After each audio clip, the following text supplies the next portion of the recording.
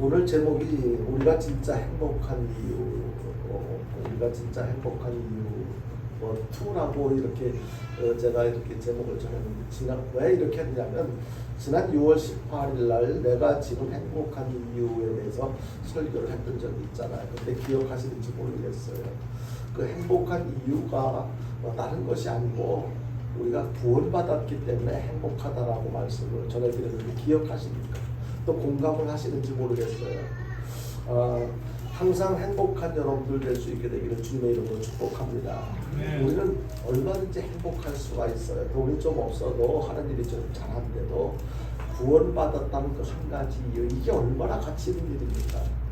이건 얼마든지 우리는 다른 거 문제 있어도 그까지 거 구원받는 이 한 가지 이유만 가지고 충분히 행복할 이유가 됩니다. 그런데 여기에 대한 확신이 없고 또 구원에 대한 가치를 잘 모르다 보니까 다른 것 없고 부족한 것 때문에 나는 행복하지 않은가 봐 이렇게 생각하는 경우들이 있는데 그렇지가 않아요. 우리는 이 구원의 확신만 있으면 다른 것이 좀 부족해도 잘 안 돼도 힘들어도 얼마든지 모든 것을 이렇게 구원받은 그 구원의 보자기로 덮어 씌우고 우리는 행복하다고 그렇게 자신 있게 선포하면서 살아갈 수가 있을 것입니다. 근데 그것 한 가지만 가지고는 여러분들이 좀 이렇게 이해하기가 인정하기가 좀 부족한 점도 있지 않을까 생각해서 오늘 이어서 우리가 진짜 행복한 이유가 어떤 것인지 한 가지 더 이렇게 우리 모두가 다 행복한 인생을 살 수 있기를 바라는 마음에서 우리가 진짜 행복한 이유에 대해서 살펴보려고 은혜를 합니다. 우리는 나의 주인이 누구인지 제대로 아느냐 모르느냐에 따라서 내 인생에 대해서 성공적인 인생을 살 수 있느냐 아니면 실패하는 인생을 살 수 있느냐 여기에서 판가름 난다고 생각합니다. 나의 주인이 누구인가? 나의 주인이 나라고 생각하는 한 그 사람은 성공할 수가 없어요. 왜냐하면 나의 능력은 한계가 있잖아요. 내가 바라는 것은 많은데 할 수 있는 능력은 한계가 있잖아요. 근데 나의 주인이 진짜 주인이 누구인지를 바로 안다면 우리는 얼마든지 다른 사람이 볼 때는 실패한 것 같이 보일지 몰라도 실제적인 삶은 성공적인 삶을 살아갈 수가 있게 될 것입니다. 왜냐하면요, 이 모든 것의 주인이 누구냐에 따라서 가치가 달라지잖아요. 똑같은 것인데도 이것이 누구 거냐에 따라서 굉장히 가치가 달라져요. 그 그림 같은 것도 예술 작품들 뭐 다양한 여러 가지 예술 작품들 가운데서도 뭐 그림이 뭐 잘 그렸네 예쁘네 뭐 이렇게 생각되어지는 것들 근데 그것이 누가 그린 작품이냐에 따라서 가치는 저게 뭐 보일 땐 별거 아닌 것 같은데 그렇게 비싼 그런 그 가치가 나간단 말이야. 이렇게 생각되어지는 그런 그 작품들이 굉장히 많은 것을 여러분들이 보시거나 들으셨을 것입니다. 그러니까 주인이 누구냐에 따라서 가치가 달라지는 거예요. 우리도 나의 주인이 누구냐에 따라서 나의 가치가 달라질 수가 있어요. 내 주인이 누구냐에 따라서 나는 아마 돼지고기 한 근값, 소고기 한 근값, 나를 고기값으로 친다면 사실 가치가 얼마 안 나갈 거예요. 지난번에 언젠가도 우리 인간의 그 가치를 여러 가지 이렇게 분석을 했는데 돈으로 따져보니까 몇천 원, 뭐 지금은 좀 이렇게 환율이 좀 높아져가지고 몇만 원 가치가 있을지 모르지만 우리의 몸에 어떤 여러 가지 성분들을 빼내가지고 이것으로 못을 만들고 뭐를 만들고 이렇게 해서 실질적으로 사용할 수 있는 것으로 이렇게 환산을 해서 계산해 보니까 얼마 안 나가더라는 얘기예요. 그런데 그렇게 보잘것없는 우리들이지만은 그렇게 세상적인 가치로 판단할 때는 별거 아닌 것 같지만 진짜 우리의 주인이 누구냐를 바로 안다면 우리는 먼저 말씀을 드리자면 성경에서는 우리를 어떤 존재라고 이야기합니까? 천하보다 귀한 존재라고 얘기해요. 그러니까 우리 한 사람 한 사람의 가치는 천하보다도 귀한 가치가 있다는 것을 우리는 인정할 때 그것이 인정할 때 우리는 행복할 수밖에 없어요. 내가 그렇게 귀한 존재야. 나뿐만이 아니라 지금 함께 예배를 드리고 있는 우리 모두가 다 똑같은 그런 그 가치가 있는 존재들이라는 것이죠. 문제는 뭐예요? 내가 그 가치를 인정하지 않는다는 거예요. 내가 그렇게 귀한 존재라고 하는 것을 모르니까 함부로 살아가는 거예요. 가치를 인정한다면, 그렇게 귀한 가치라면 그렇게 좀 더 나를 좀 더 소중하게 대할 거예요. 관리도 잘할 거예요. 근데 내가 별 볼 일 없이 별로 가치가 안 나가는 존재라고 생각하니까 막 아무렇게나 해요. 나는 별 볼 일 없는 이까짓 거 뭐 몸뚱아리 그냥 썩어 문드러질 건데 함부로 이렇게 몸도 함부로 대하고. 우리는 정말 소중하다면 가꿀 때 가꾸고 잘 보관할 때 잘 보관하고요. 나보다 나를 더 소중하게 여길 것은 없어요. 여러분들이 천하보다 귀한 존재, 정말 가치 있는 존재라는 것을 여러분들이 믿으시길 바랍니다. 네. 우리가 정말로 가치가 얼마 정도 나갈 것 같은가요? 여러분들 뭐 이런 거 저런 거 다 적어두고 성경적인 입장에서 보자면 우리의 가치는 보통 이거 얼마짜리야 이렇게 얘기를 하잖아요. 이 컵 얼마짜리야? 그거 1,000원짜리야? 혹은 뭐 10,000원짜리야? 그런 가치가 1,000원어치 가치가 나가는 거네? 아니면 10,000원어치 가치가 나가는 거네? 뭐 이렇게 평가를 하잖아요. 그런 차원에서 우리를 이렇게 얼마짜리 같아요? 그냥 우리 얼마짜리 같아요? 김영숙 권사님 얼마짜리 같아요? 우리 남정원 성도님 얼마짜리 같아요? 스스로 생각할게요. 돈으로 하선 돈으로 갖잖아 안 되고. 근데 우리는 얼마짜리냐면요, 예수님짜리예요. 예수님짜리. 이해가 되십니까? 왜냐하면 예수님을 값으로 주고, 우리가 뭘 살 때 값을 지불하잖아요.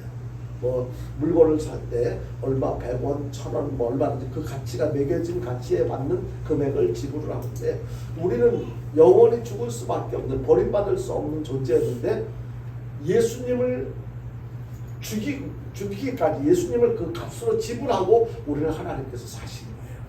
그렇게 따지면은 우리는 누구 짤이에요? 예수님 짤이에요. 예수님이 누구예요? 하나님의 아들이에요. 그러니까 하나님의 아들이자 하나님이시기 때문에 우리가 천하보다 귀하다고 하는 그 이야기가 어떤 의미인지를 여러분들이 실감하실 수 있을 거예요. 우리를 구원하기 위해서 그냥 쉽게 아무렇게나 우리를 구원하신 것이 아니에요. 그만한 대가를 지불하신 거예요. 어느 정도 대가요? 예수님을 희생시키실 만큼 그런 대가를 지불하신 거예요. 이건 방금 말씀하신 것처럼 돈으로 환산할 수 없는 거 맞아요. 그렇지만 이게 어느 정도인지 바로 예수님짜리, 그러니까 예수님이 얼마인지 몰라요. 온 천하보다도 귀한 가치가 있는 거예요. 그러니까 그만큼 그런 가치를 지불하고 우리를 사셨기 때문에, 우리를 구해주셨기 때문에 우리가 그렇게 존귀한 자예요. 우리 모두, 여러분들 같이 옆에 계시는 분들, 우리 함께 예배드리는 모든 분들 한 분 한 분이 바로 그만한 가치가 있는 분들이라는 거예요. 그것을 바로 안다면 우리는 진짜 행복할 수밖에 없는 거죠. 다른 사람들이 뭐 좋은 차 타고 다니고 좋은 집에서 살고 그게 부러운 것이 아니고, 너하고 나하고는 수준이 달라, 차원이 달라, 나는 이런 존재야, 얼마든지 자부심을 갖고 살아갈 수가 있다는 것입니다. 우리들은 모두 하나님의 것이에요. 저와 여러분들이 하나님의 것이라는 것을, 하나님께서 예수님을 희생시키시고 우리를 사셨기 때문에, 우리를 구원하셨기 때문에 우리는 하나님의 것이라는 거예요. 저와 여러분들이 하나님의 것인 줄로 믿으시면 아멘 하시길 바랍니다. 이게 너무 진짜 내가 하나님의 걸까? 나의 주인이 진짜 하나님일까? 이거 굉장히 여기에 대한 확신을 갖는 거 너무너무 중요해요. 창세기 1장 1절 태초에 하나님이 천지를 창조하시니라.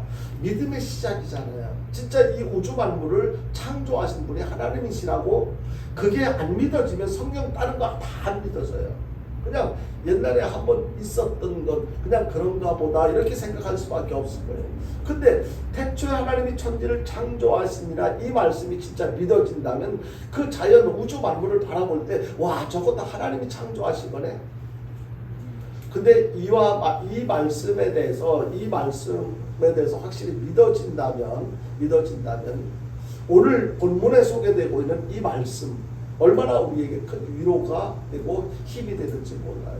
하나님이 나의 아버지라고 그렇게 말씀하십니다. 하나님께서 너를 내가 지명하여 불렀나니 너는 내 것이라고 이렇게 하나님께서 말씀하고 계세요. 이 말씀이 태초에 하나님이 천지를 창조하시니라, 이 말씀이 믿어지는 것 이상으로 하나님이 나의 아버지가 되셔, 나는 하나님의 거야, 이것이 믿어진다면, 이 두 가지가 사실 확실하게 믿어진다면 믿음의 완성이라고 할 수가 있습니다. 하나님이 나의 아버지가 되시는구나. 내가 그분의 자녀이구나. 우주 만물을 창조하신 하나님께서 나의 아버지가 되시네. 여기 더할 것이 뭐가 있겠어. 그렇기 때문에 하나님께서 그렇게 내가 죽을 수밖에 없었던 나였지만 하나님께서 내가 그분의 자녀이기 때문에 나를 구원해 주셨네. 나를 살려 주셨네.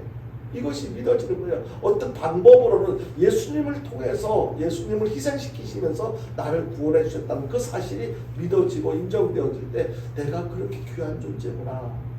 내가 나를 생각할 때는 정말로 무식하고 무능하고 아무짝에도 쓸모없는 존재라고 생각했었는데 하나님이 보실 때는 그것이 아니었구나. 동양의 성자라고 불리는 일본의 하천풍월 목사라고 있습니다. 뭐 제가 본 적도 없지만은 하천풍월 목사님이 계시는데 이분이 미국에 아니 그 캐나다하고 미국 그 국경 지역에 나이아가라라고 하는 폭포가 있잖아요. 그 아주 저도 사진에서만 봤는데 정말 멋있는데 이 나이아가라 그 폭포에 구경을 갔어요. 구경을 갔는데 너무 멋있는 거예요. 아름다운 거예요.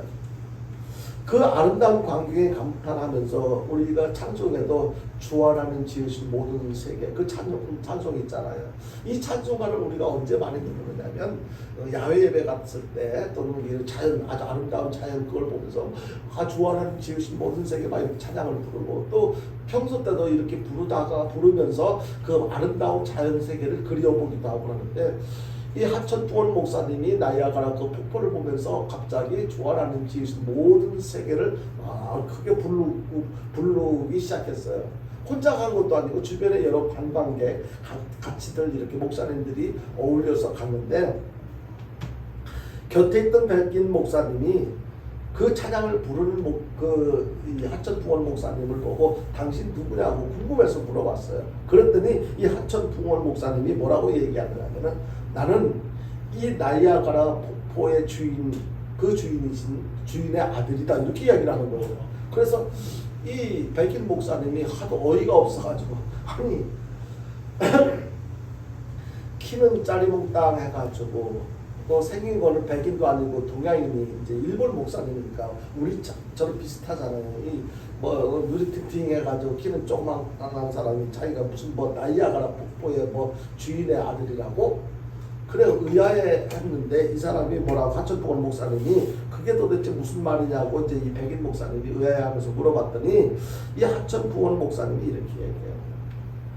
나이아가라 폭포를 만드신 분은 하나님이시고 나는 그분을 아버지로 모시고 살아가는 그분의 자녀라고 그분의 아들이라고 이렇게 신앙적으로 설명을 하는 거예요.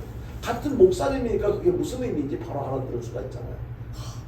이 사람은 이론적으로 성경을 이론적으로만 주장하는 것이 아니고 실질적으로 그걸 마음속에 담고 실질적으로 생활에 적용시키고 살아가고 있구나. 자기도 같은 목사이면서도 하천풍월 목사님의 그런 표현에 대해서 감동을 받은 거예요. 그리고 다음 주일날 교회 가서 이야기를 했어요. 교인들한테 자기가 섬기는 교회 가서 설교 시간에 이야기를 했는데 다음 주일에는 나이아가라 폭포 주인의 아들이 와서 설교를 할 겁니다. 그러니까 기대를 하시고 오늘 예배 참석하지 못한 분들한테도 그 이야기를 해서 예배 다 참석을 할 수 있도록 좀 알려주십시오 라고 이야기를 했어요.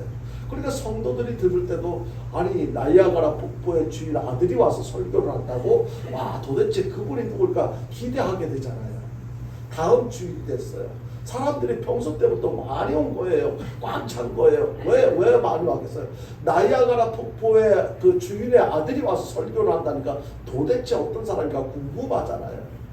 근데 조금 있다가 이제 목사님이 예배를 진행하다가 드디어 설교 시간이 됐는데 강사를 소개를 하고 하는데 이 강단에 이렇게 딱 나오는데 정말로 실망스럽게 키도 짜리몽땅하고 늘 퉁퉁한 동양인이 오니까 성도들이 실망을 하고 말을 잘 듣지 않으려고 고개를 숙이고 딴짓하고 막 이렇게 하고 있었어요. 그때 이 하천풍월 목사는 당당하게 설교를 하기 시작합니다. 하나님은 온 우주의 주인이실 뿐만 아니라 나이아가라 폭포의 주인이시고 나는 그분의 아들입니다. 그러므로 나이아가라 폭포도 나의 것이고 온 우주가 다 나의 것입니다. 그렇게 이 하천부원 목사님이 설교를 하니까 그때서야 성도들이 저게 무슨 말인가. 그 하천부원 목사님이 주 하나님 지으신 모든 세계 그 찬양을 부르면서 이야기할 때 그때 목사님은 신앙인의 입장에서 같은 목사 입장에서 쉽게 이해를 했는데 성도들은 조금 더 시간이 걸렸을 거예요. 조금 더 부연 설명이 필요했습니다. 근데 다들 그 하천부원 목사님이 하시는 말씀을 통해서 지금 무슨 뜻으로 이야기하고 있는지 깨닫고 모두가 다 고개 숙이고 딴짓하던 사람들이 정신을 차리고 아멘하기 시작했어요. 여러분. 이것은 우리는 여기서 깨달을 수 있는 것은 나이아가라 폭포뿐만 아니라 온 우주 만물을 만드신 하나님의 자녀라는 사실. 내가 바로 그런 사람이야. 이 사실을 우리가 믿는 것. 그런 믿음이 우리가 주로 여행을 갈 때 가고 싶은 곳 우리나라에서 꼽으라면 뭐 베스트 몇 번 뭐 이래가지고 가는 곳 중에 한 군데가 제주도 많이 가잖아요. 제주도 갈 때마다 느끼는 건 참 아름답다, 예쁘다, 또 오고 싶다. 뭐 그런 생각이 들 거예요. 그건 왜 그래요? 하나님께서 창조하신 이 아름다운 것 너무너무 멋있다고 생각을 하니까 또 그런 오고 싶다, 뭐 다른 사람들과 같이 왔으면 좋겠다 그런 생각을 하는데 이 아름다운 제주도를 창조하신 분이 하나님이시고 하나님이 바로 나의 아버지가 되시고 나는 그분의 아들이 되니까 이 제주도가 다 내 거야. 믿음 없이 생각하더니 이거 무슨 똥딴지 같은 소리야 이렇게 할 수가 있지만 믿음 안에서 정말 하나님과 나와의 관계를 바로 이해한다면 인정한다면 무슨 의미인지 다 공감하실 수가 있을 거예요. 이스라엘 백성들은요 포로 생활의 고통스러운 상황을 바라보며 미래가 어떻게 될 것인지 늘 두려워했어요. 애굽에서 나와가지고 늘 그들의 이스라엘 백성들의 그 삶의 여정들을 살펴보면 한순간도 편안할 날이 없었어요. 미래가 보장된 그런 순간들도 예측할 수 있는 그런 순간들도 없었고요. 그때 하나님께서 바벨론 포로에서 귀환시킬 것을 선포를 하시는데요. 우리들도 포로로 끌려간 이스라엘 백성들처럼 절망적인 상황을 맞이하게 될 때가 있다는 거예요. 이스라엘 백성들이 포로 생활을 할 때 그 두렵고 떨리고 걱정스러운 그러한 마음으로 힘들고 어려운 삶을 살았던 것처럼 우리 인생도 역시 마찬가지예요. 누가 우리를 잡아 어디에 오게 가두거나 포로로 잡혀가진 않았지만 그와 같은 어려움, 절망 속에서 힘든 삶을 살아가는 경우들이 있다는 거예요. 이럴 때 우리는 낙심하게 되죠. 절망하게 되고 두려워하게 되고 걱정하게 되고 그런데 우리들이 겪게 되는 이 고통의 시간은 부족한 모습들이 온전하게 빚어지기 위한 하나의 과정일 뿐이라는 거예요. 그것이 끝이 아니라는 거예요. 오히려 고통의 순간에도 하나님께서 우리를 창조하셨다는 사실을 우리가 잊지 말아야 될 거예요.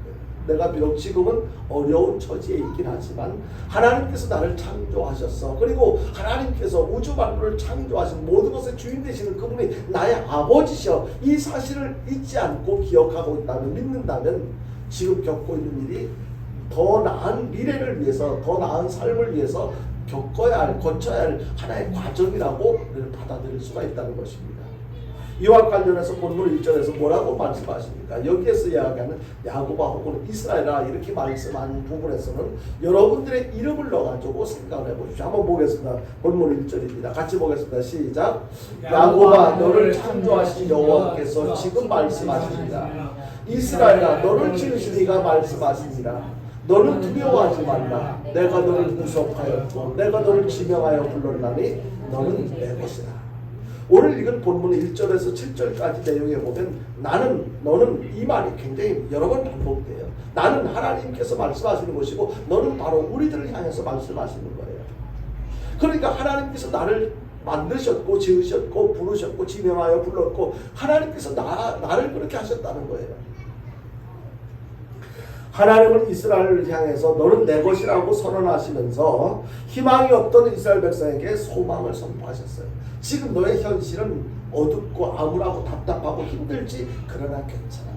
내가 너를 고배롭고 존귀하게 여기기 때문에 지금의 어려움이 언제까지 계속되도록 그냥 내버려 두지 않을 거야.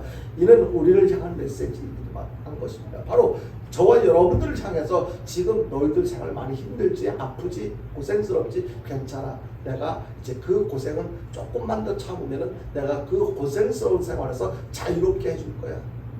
우리 하나님께서 하시는 이 말씀이 믿음으로 내 가슴에 와닿을 때 우리는 얼마나 편안해지겠어요. 기다려질 것입니다. 기대가 되어질 것입니다.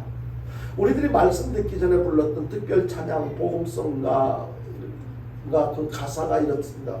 나의 안에 거하라. 나는 내 하나님이니 모든 환난 가운데 너를 지키는 자라. 두려워하지 말라. 내가 널 도와주리니 놀라지 말라. 내 손 잡아주리라.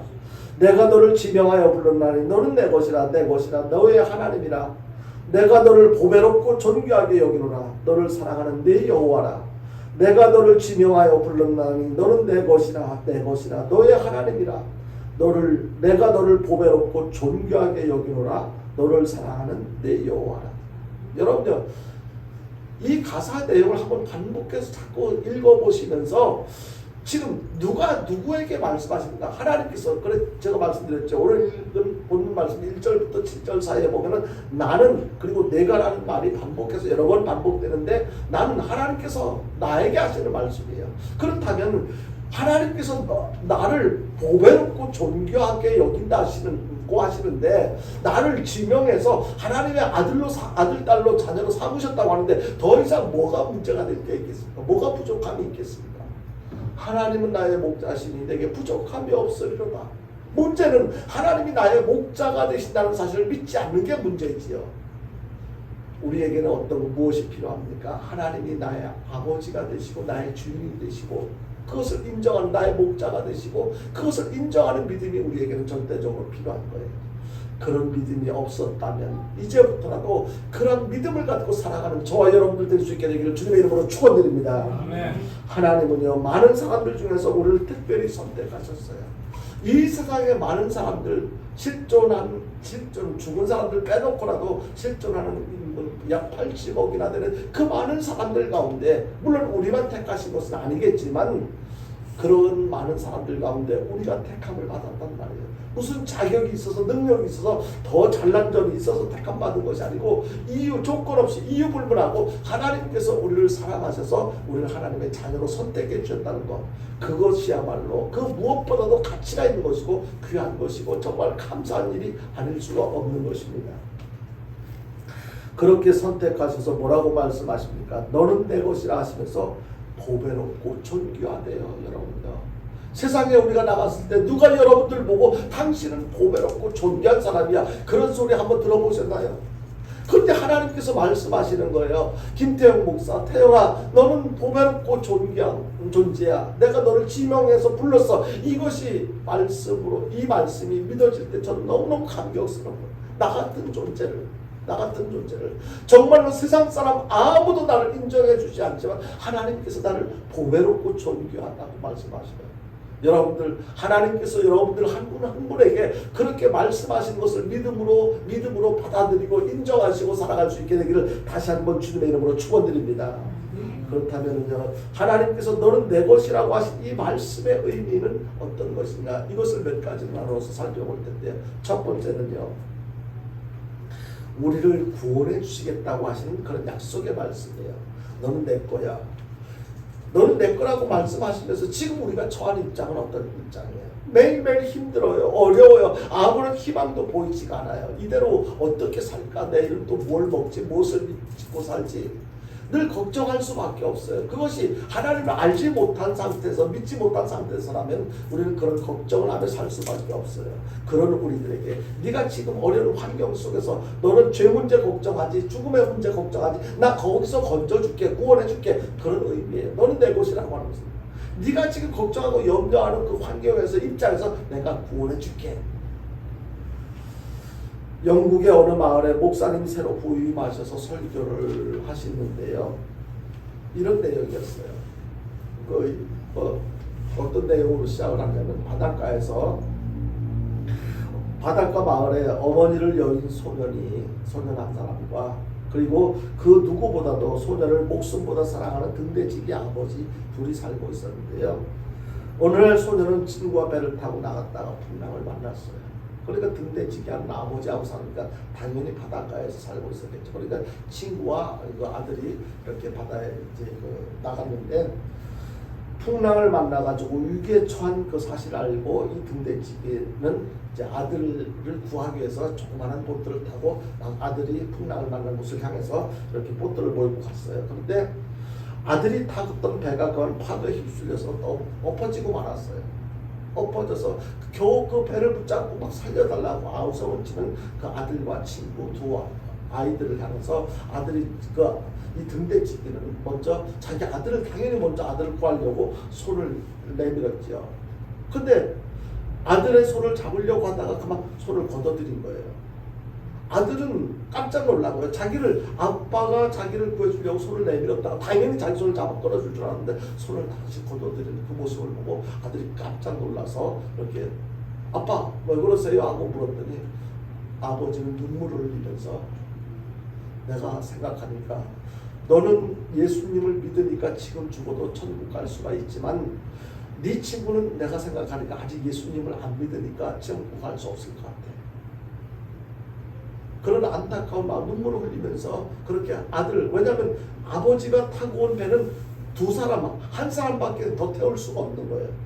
만약에 억지로 한 사람을 더 태웠으면 그냥 보트, 작은 보트는 그냥 뒤집혀져 가지고 다 죽게 되는 그런 상황이었어요. 어떤 상황인지 알게 된 그 아들은 아빠 천국에서 만나요 하면서 손을 흔들면서 아빠 손 잡으려고 내밀었던 손을 거두는 그런 장면. 그리고 이 아빠는 그 친구를 구해가지고 울면서 이렇게 무트로 나옵니다. 미안하다. 너는 예수를 믿으니 죽어도 천국 갈 수 있지 않니? 그러나 내 친구는 아직 예수를 안 믿는 것 같구나 하면서 아들 대신 친구를 구해가지고 나오는 그 아버지의 마음이 어떠했을지 충분히 상상이 되어지죠. 아버지의 말을 들은 아들은 미소를 지으면서 아빠 우리 천국에서 만나요. 아버지는 아들의 친구를 태우고 눈물을 흘리면서 육지까지 노를 저어왔는데요. 어느덧 그 목사님이 그런 내용을 설교를 하십니다. 그러다가 설교가 이제 거의 끝나갑니다. 목사님의 눈에서 눈물이 주르륵 흐릅니다. 그리고 이제 설교를 끝내고 나서 다른 찬송을 이어 부르기 시작했을 때 뒤에서 수군수군하는 소리가 들리는 거예요. 목사님 뻥치네. 목사님 거짓말이네. 어떻게 그런 일이 있을 수가 있어. 목사님이 지어낸 얘기일 거야. 이렇게들 이야기를 하는 거예요. 그게 어떻게 사실 자기 아들하고 아들 친구하고 두 사람에서 당연히 자기 아들을 구하지. 어떻게 예수 믿는 아들은 예수 믿는다고 그냥 죽어가도록 내버려두고 예수 믿지 않는다고 그 친구를 살릴 수가 어떻게 살릴 수가 있어. 말도 안 되는 소리야. 그렇게 수군거릴 때 그 뒤쪽에서 이야기가 머리가 하얀 노인의 음성이 들려옵니다. 뭐라고 이야기하느냐면 지금 자네들이 하는 말처럼 그렇지가 않다네. 그 아버지가 내가 그 아버지고 지금 저기 서 있는 목사가 바로 그 아들 대신에 구한 아들의 친구라네. 어떤 상황인지 여러분들 이해가 되십니까? 지금 설교를 하고 있는 그 아들이 그 사람이 바로 그때 내가 아들 대신에 구했던 아들 친구야. 내가 바로 그 아버지야. 이 내용을 통해서 이게 사실인지 어떤지는 잘 모르겠어요. 그렇지만 이 내용을 통해서 우리가 무엇을 깨닫게 되냐면 예수님께서 십자가에 우리를 대신해서 죽으셨다는 거예요. 우리를 대신해서 죽으셨다는 거예요. 이 아버지가 아들 대신해서 아들 친구를 살려준 것처럼 대신해서 내가 죽어야 할 그 상황이었었는데 나를 대신해서 예수님께서 십자가에 죽어주셨다는 거예요. 그 까닭에 우리는 구원을 받게 된 것이고 하나님의 자녀가 된 것입니다. 여러분들 이 사실이 믿으시길 바랍니다. 이거 여기에 대해서는 조금 더 의심해서는 안 돼. 내가 죽어야 할 저 십자가, 내가 달려서 죽어야 할 저 십자가에 예수님께서 나를 대신해서 달려 죽어주신 거야. 이 사실이 믿어질 때 우리는 십자가를 볼 때마다 예사롭지 않게 보여질 거예요. 내가 달려 죽어야 할 저 자리. 본문 3절인데 같이 읽겠습니다. 본문 3절입니다. 같이 봅니다. 시작. 대전하는 여호와 내 하나님이여 이스라엘의 거룩함이여 내 구원자이니라. 내가 애굽을 너의 속량물로 구스와 스바를 너를 대신하여 주었노라. 무슨 말입니까? 여기 애굽 구스 스바는요 홍해가 갈라질 때 거기서 빠져 죽은 애굽 군대를 이야기하는 거예요.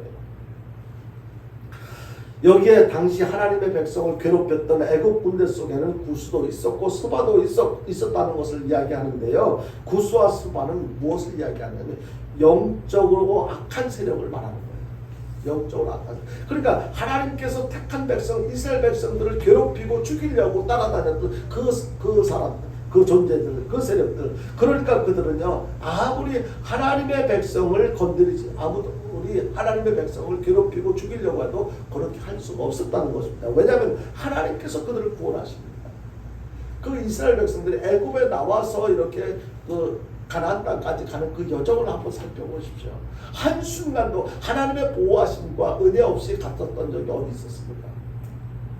하나님은 구원자이십니다. 가진 것이 없고 할 줄 아는 것이 없고 아는 것이 없는 우리를 위해서 독생자 예수 그리스도를 속량물로 대신 죽게 하셨던 것입니다. 그리고 하나님은 세상에 누구보다도 우리를 존귀하게 인정하시면서 너는 내 것이라고 이렇게 말씀하십니다.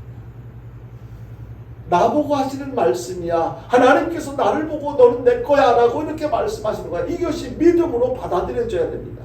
믿음으로 들려야 되고 인정이 되어져야 됩니다. 그래야만 우리에게 정말로 나에게 내가 정말로 행복한 존재라는 것을, 하나님의 아들이야. 내가 하나님의 아들이야. 나의 주인이 하나님이시야. 하나님은 세상 누구보다도 우리를 존귀하게 인정하시면서 너는 내 것이라고 선포하시는데요. 그러므로 보잘것없다 해도 내가 나를 생각할 때 아무짝에도 쓸모없는, 나는 이 테이블 이 옆으로 한 발짝도 움직일 만한 힘도 없는 그렇게 보잘것없는 연약한 존재임에도 불구하고 하나님의 소유이기 때문에 나를 구원하셨고 그리고 존귀하게 여겨주셨어 라는 사실이 믿어질 때 우리는 그렇게 해주신 하나님께 무한 감사하면서 행복한 삶을 살아갈 수가 있게 되는 것입니다. 여러분, 하나님께서 말씀하신 것, 정말로 하나님께서 우리를 구원해 주시겠다고 하신 의미, 너는 내 거야 라고 말씀하신 거에는 하나님께서 나를 구원해 주시겠다고 하시는 그런 의미가 담겨져 있다는 것. 두 번째는요, 너는 내 것이라고 하신 말씀의 의미에는요, 언제나 함께 하시겠다는 것. 지난 과거에 함께했어. 그리고 오늘까지만 너와 함께하고 미래는 어떻게 될지 모르니까 잘 모르겠어. 이것이 아니고요. 언제까지나 함께하시겠다는 거예요. 여기에는요 다양한 의미가 포함되어져 있어요. 기간도 포함되어져 있고 내용도 포함되어져 있고요, 여러분요. 그 의미를 바로 아는 사람들이 얼마나 행복한 가치 있는 삶을 살아갈 수가 있겠습니까? 언제까지나 함께하시겠다. 기독교가 핍박을 받던 시절 유대의 헤리크스라고 하는 사람들이 군사를 피해서 동굴로 숨었어요. 그러니까 이 동굴로 숨었는데 막 군사들은 숲을 속을 뒤지면서 이 헤리크스를 찾으려고 막 헤맵니다. 그러다가 동굴을 하나 발견했어요.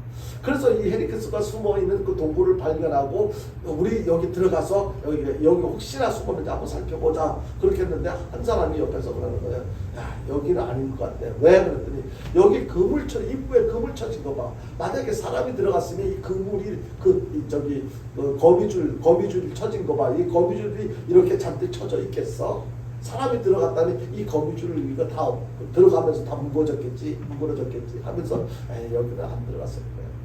우리가 생각해도 그렇잖아요. 거미줄이 막 쳐져 있는데 사람이 출입을 했다면 그 거미줄이 뭐 이렇게 들어간 지 얼마 안 됐으면 그것이 없어졌겠지. 지금 이거 보니까 거미줄 쳐진 거 보니까 이거는 벌써 오래된 것 같아. 잔뜩 쳐진 거 보니까 여기는 아닌 것 같아. 가자. 그런 수군거리면서 결국에서 그 사람들이 갔어요. 헤리크스는 조금 전에 그 동굴에 들어왔거든요. 들어올 때는 거미줄이 전혀 없었어요. 근데 거미줄이 지금 쳐졌던 것, 이것은 하나님이 아니고는 할 수 없는 것, 하나님께서 하셨다는 것을 헤리크스는 믿고 그 자리에서 무릎을 꿇고 하나님께 감사했거든요. 여러분, 헤리크스가 세월이 지나서 친구에게 이렇게 이야기를 했어요. 하나님이 함께 계시지 아니하신다면 튼튼한 방벽도 거미줄과 같고 하나님이 함께 가시는 곳은 거미줄도 철옹성과 같다. 무슨 뜻인지 이해하시겠어요? 하나님이 함께 하시지 않는다면 아무리 방어벽을 튼튼하게 쌓는다 하더라도 이거 아무 의미가 없는 거예요.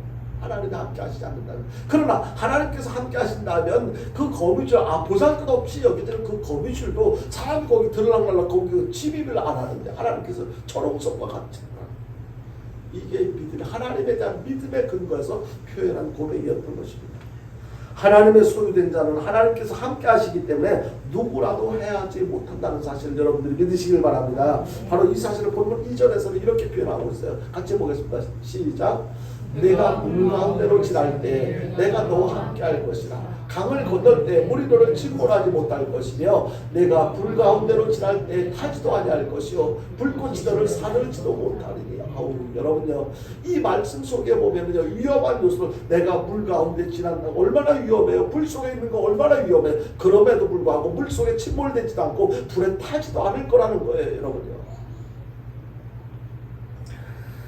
하나님이 함께 하신다는 말은 나의 사정을 빠짐없이 다 안다는 거예요. 지금 네가 겪고 있는 거 어떤 어려움이 있는지 내가 다 알아.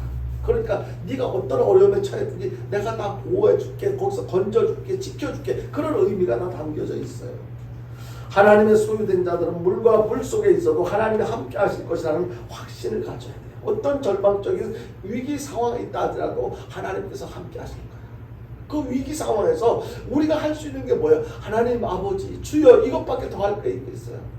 그러면 하나님께서 그 세미한 음성에 작은 신음에도 응답하시는 하나님께서 내 사랑하는 자녀가 지금 위기에 어떤 위기에 처해져 있다는 것을 아시면서 주님 하나님 찾는 그 음성을 못 들으시겠어요, 여러분요? 우리는 자녀들이 부르셔서 크게 소리 지르지 않으면 못 들을 수 있을지 몰라도 하나님은 작은 신음에도 응답하시는 하나님이라고. 그 믿고 하나님을 아버지 내가 지금 이런 입장이에요. 나를 도와주세요. 하나님을 찾기만 한다면 하나님께서 그 음성 다 들으시고 필요한 응답을 해주실 줄로 믿으시길 바랍니다. 우리의 주인 되시는 하나님께서 언제나 우리와 함께 하시는 거예요. 마지막 세 번째로요. 너는 내 것이라고 하신 말씀의 의미는요. 끝까지 함께 하신다.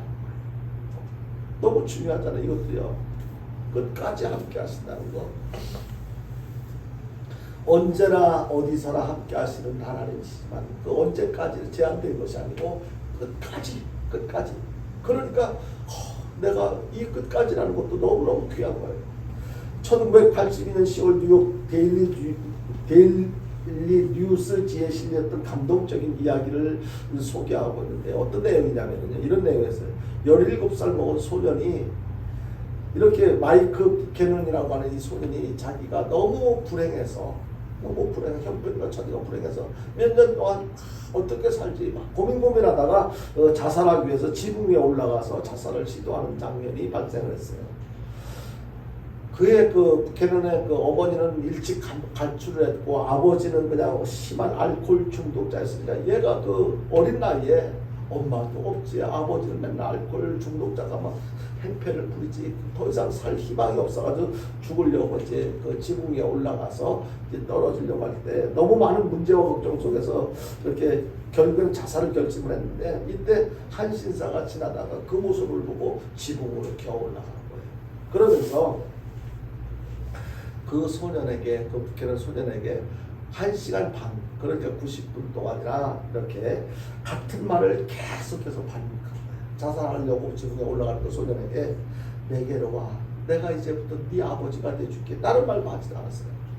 처음에 자살하려고 삶을 비관해서 더 이상 살고 싶지 않아서 죽으려고 한 나한테 자꾸만 내게로 와. 거기서 떨어지면 내게로 와. 내가 네 아버지가 돼줄게 하는 얘기가 우습게 들렸을 거야. 저게 무슨 말이야. 근데 한 번, 두 번 하고 포기를 한 것이 아니고 계속해서 생각을 해보십시오. 똑같은 말을 1시간 반 동안을 계속해서 내게로 와. 내가 네 아버지가 돼줄게. 이 반복해서 그 소리를 들을 때 이 소년은 점점 생각이 바뀌어지게 된 거예요. 결국 그 소년은 그를 따라 내려왔고 그는 약속대로 소년을 자기의 아들로 입양을 하게 되었습니다.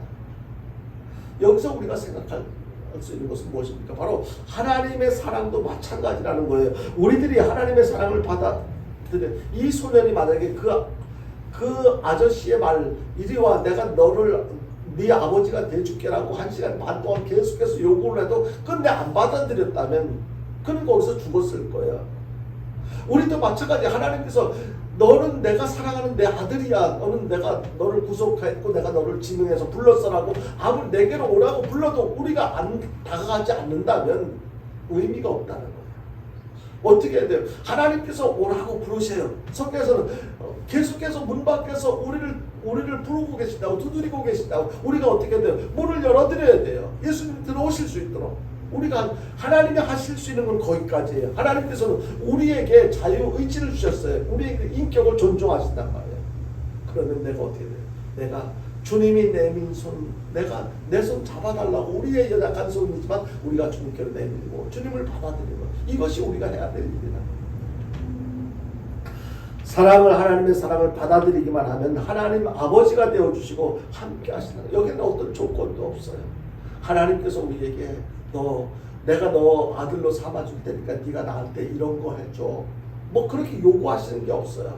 하나님께서 무조건 손을 내미시고, 사랑의 손을 내미시고, 우리는 그 손을 붙잡기만 하면 되는 거예요. 하나님의 소유된 존재를 향한 하나님의 사랑을 믿고 받아들이기만 하면 되는데, 본문 4절에서 이렇게 말씀하고 있습니다. 같이 보겠습니다. 같이 봅니다. 시작. 내가 내 눈에 보배롭고 존귀하며 내가 너를 사랑하였은즉 내가 내 대신 사람들을 내어주며 백성들이 내 생명을 대신하리니. 포로 생활을 하는 이스라엘을 향해서 너는 내 것이라고 하시면서 모든 것을 책임져 주시겠다고 그렇게 약속하시는 거예요.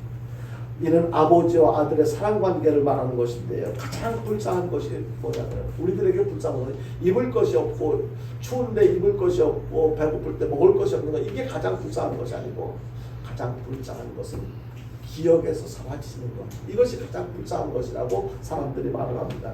우리는 결코 잊혀진 이름이 아니라는 것을 깨달을 수가 있는데요. 아무리 어려운 자리에 있어도, 아무리 외로운 자리에 있어도, 홀로 밤을 지새우며 고민을 얼룩진 밤에도 잊혀진 이름일 수 없는 까닭은요, 하나님께서, 실존하시는 하나님께서 너는 내 것이라고 이렇게 말씀하시는데, 왜 우리 이름이 잊혀질 리가 없죠. 잊혀질 수가 없는 거죠. 하나님께서 우리를 사랑하실 때 독생자를 아낌없이 내어주시기까지 사랑하셨습니다. 그렇기 때문에 시련과 환난이 다가온다 할지라도 두려워하지 말고 하나님의 사랑을 의지할 수 있는 저와 여러분들 될 수 있기를 바랍니다. 우리는 하나님의 작품이에요.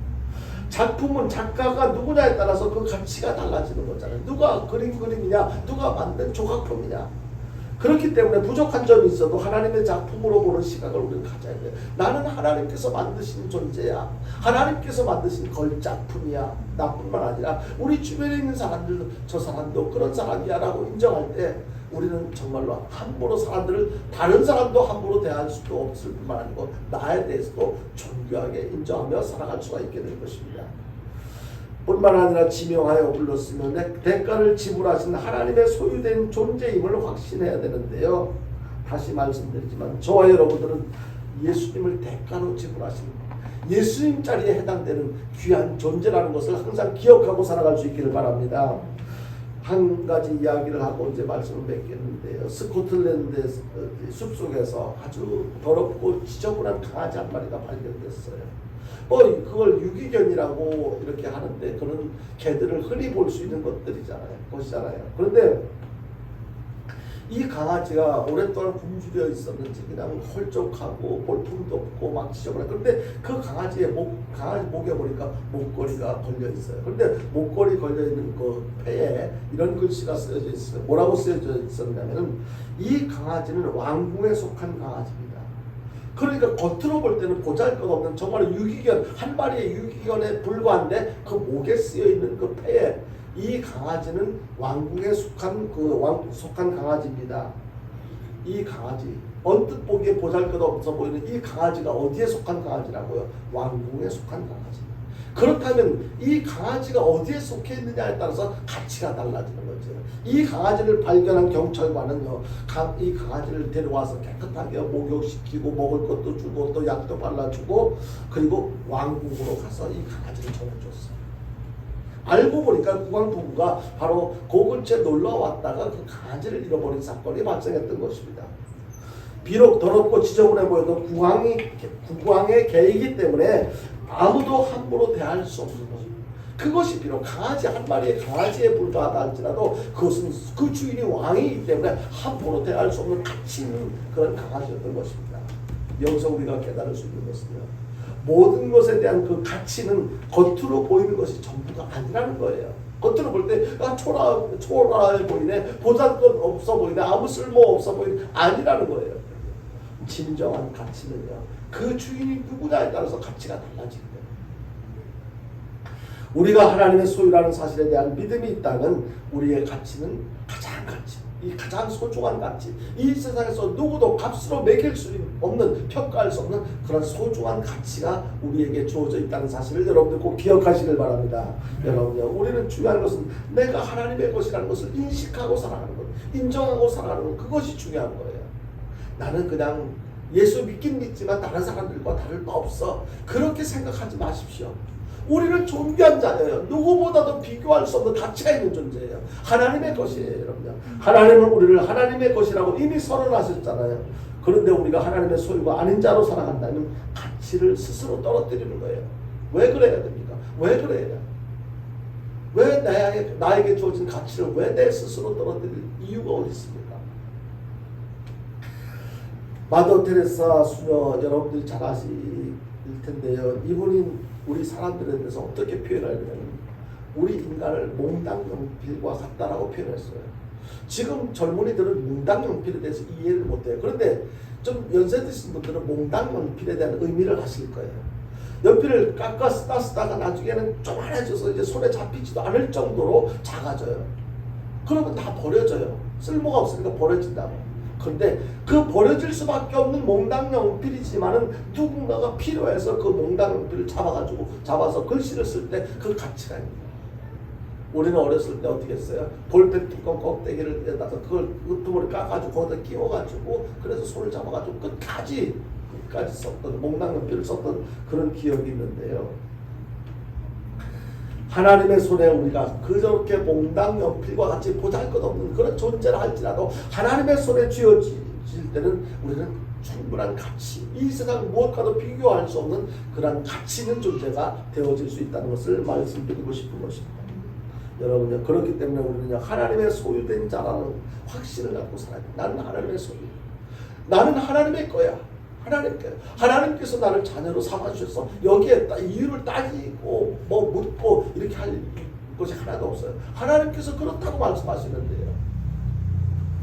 하나님은 지금 이 순간에도 우리를 지명하여 부르시면서 너는 내 거야. 내가 너를 지명해서 불렀어. 그러니까 아무 걱정하지 마, 아무 염려하지 마, 너는 내 것이라고 선언하시면서 하나님의 것으로 여겨주시는 것, 이 말씀하신 것, 이것을 들을 수 있어야 돼요. 뿐만 아니라 하나님은 우리와 함께 하시고 우리를 구원해 주셨습니다. 그리고 지금도 변함없이 사랑해 주십니다. 그리고 끝까지 사랑해 주실 것입니다. 우리들이 하나님의 자녀라서 진정으로 행복한 이유가 되는 줄로 여러분들 믿으시길 바랍니다. 다른 이유가 없어요. 내가 하나님의 자녀이구나. 지갑에 돈이 없어도 걱정하지 마십시오. 하나님의 자녀이기 때문에 이 땅에 사는 동안, 머물러 사는 동안 하나님께서 먹을 거 입을 거 책임져 주실 거예요. 하나님의 것이기 때문에 우리들은 이러한 하나님의 은혜를 입고 살아가는 하나님의 소유된 성도들이라는 사실을 확실히 믿고 하나님의 자녀답게 더욱 가치 있고 자신감 있고 행복하게 살아가는 저와 여러분들 다 될 수 있게 되기를 주님의 이름으로 축원드립니다. 우리 정말 마음속으로 나는 하나님의 자녀야, 하나님의 거야, 항상 그런 자신감을 갖고 살아갈 수 있는 저와 여러분들 될 수 있기를 바랍니다. 우리 찬송 한 장 부르고 기도할 때